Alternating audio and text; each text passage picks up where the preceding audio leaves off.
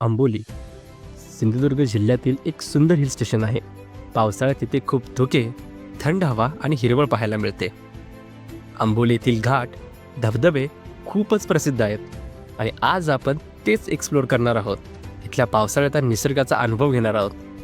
तर मित्रांनो, आपण आता ट्रॅव्हल करतोय आजरा गोवा रोडवरून. या भागातील निसर्गरम्य वातावरण, थंड हवा, पाऊस, धुकं एखाद्या फुल हिल स्टेशन सारखी वाईब देत आहे.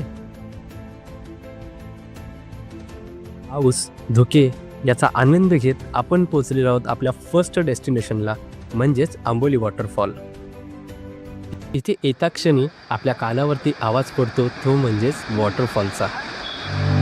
हा आंबोली वॉटरफॉल मान्सून सीझनमध्ये फुल स्पीडमध्ये फ्लो करत असतो. पावसाळ्यात हा वॉटरफॉल अजूनच हेवी दिसतो. इथे लोक फोटो काढायला, रील्स बनवायला आणि नेचर एन्जॉय करायला येतात. आंबोली वॉटरफॉलचं निसर्ग सौंदर्य बघण्यासाठी बेस्ट टाइम आहे जुलै टू सप्टेंबर. हा वॉटरफॉल हायवेच्या साईडला असल्या कारणामुळे पर्यटकांची खूपच गर्दी असते आणि इथे सकाळी थोडं लवकर आला तर तुम्हाला क्राऊड थोडा कमी भेटेल. त्यामुळे तुम्ही या वॉटरफॉलला जवळून आणि व्यवस्थित एन्जॉय करू शकता. थोडं धुकं कमी झालं तर समोर असलेल्या व्हॅलीचा तुम्ही एन्जॉय घेऊ शकता. धुकं जास्त असेल तर थोडं व्हॅलीला आपल्याला एक्सप्लोर करता येत नाही.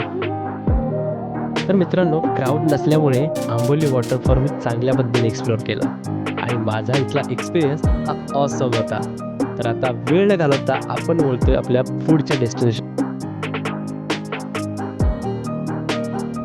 जसं पुढे चाललेलो आहोत मित्रांनो, तसं इथलं वातावरण अजून कूल होत चाललेलं आहे.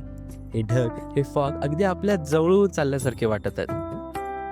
आपण पोहोचलेलो आता हिरण्यकेशी नदीच्या उगमाजवळ, म्हणजेच इथल्या ओरिजिन पॉईंटला. इथूनच हिरण्यकेशी नदीची सुरुवात झाली. इथल्या स्थानिक लोकांच्या मते हे मंदिर खूप प्राचीन आहे. हे मंदिर भगवान शिवाला समर्पित आहे. असं सांगितलं जातं की या मंदिराच्या आसपासचा झरा कधीच आटत नाही आणि इथलं पाणी खूप पवित्र मानलं जातं. या मंदिराचा परिसर खूपच सुंदर आणि शांत आहे. इथे येणाऱ्या प्रत्येकाला एक स्पिरिच्युअल व्हाईब मिळते. मंदिरात येताना आपल्याला बेल्सचा आणि इन्सेन्स स्टिकचा फ्रेग्रन्स यायला चालू होतं. हे ठिकाण श्रद्धा आणि निसर्ग यांचं एक उत्तम कॉम्बिनेशन आहे. आता हिरण्यकेशी नदीचं सौंदर्य बघून झाल्यानंतर आपण चाललोय आंबोलीमधल्या एका प्रसिद्ध ठिकाणी, ते म्हणजेच कावळे सात पॉईंट. हा भाग येतो वेस्टर्न घाटमध्ये. वेस्टर्न घाट म्हणजे सह्याद्रीची पर्वतराज, जिथे बायोडायव्हर्सिटी सगळ्यात जास्त आहे. पावसात इथे गाडी चालवताना प्रत्येक वळणावर एक वेगळी फ्रेम तयार होते आणि याच पावसाचा आनंद घेत आपण पोहोचलोय आता कावळे सात पॉईंट जवळ. इथे आल्यानंतर समोर आपल्याला पार्किंगची सुविधा पाहायला मिळते. इथे गाडी पार्क करून आपण लगेचच वळूया इथल्या मेन अट्रॅक्शनकडे. समोर दिसतोय तो कावळे सात पॉईंट. इथे पावसाळ्यात आलात तर इथे एक वेगळंच ॲटमॉस्फिअर पाहायला मिळतं.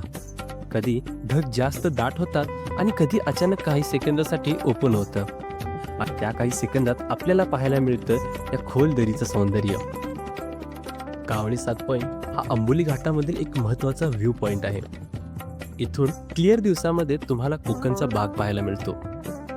हा व्ह्यू पॉईंट सह्याद्रीच्या कड्यावर आहे, म्हणून येथे वारा जास्त असतो.